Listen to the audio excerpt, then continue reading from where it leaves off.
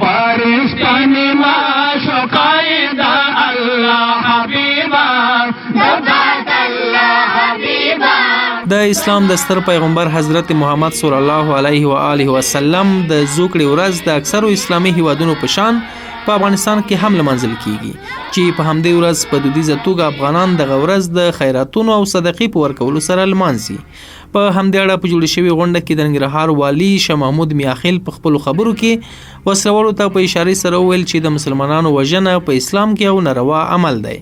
نوموړي همداراز وویل حقیقي مسلمان هغه دی چې دغه د خولې قلم او هر ډول ضرر څخه نور مسلمانان په امان کې اوسي. اسلام دین د ښېګڼې دین دی، د خلکو ته د خو او د ګټې رسولو دین دی. اسلام دین کې ضرر نشته. اسلام دین کې بې ګناه کسانو وژل نشته. اسلام دین کې عام المنفعه پروژو رانول نشته.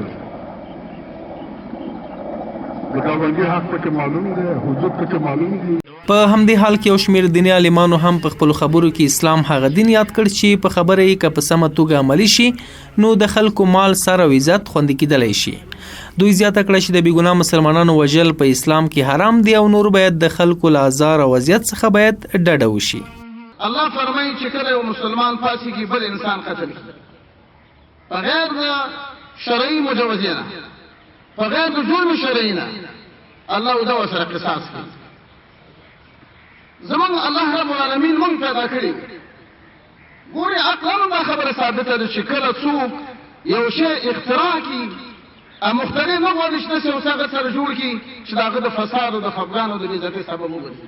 الله جل شانه فرمایي چې ای پیغمبره دوی ته ووایه که چېرته دوی د الله جل شانه د دوستۍ دعوه کوي یا د الله جل شانه سره مینه او محبت کوي نو ستا تابعداري دې وکړي. د دې ترڅنګ په یادو مراسمو کې یو شمېر نعت ویونکو هم خپل نعتیه کلامونه د غونډې ګډونوالو ته واورول. خدای گو هغه سر خو په سرونو کې څه سر نوي، کوم سر کې چې مینا د حضرت نبی سرور نوي. چې تشریف راوړو دنیا ته خوشحالي جوړه شوه هر خواته. چې تشریف راوړو دنیا ته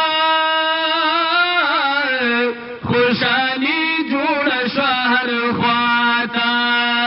شکر دې شکر چې بدله شوه فدا حبیبه د پاک الله حبیبه زما آقا حبیبه.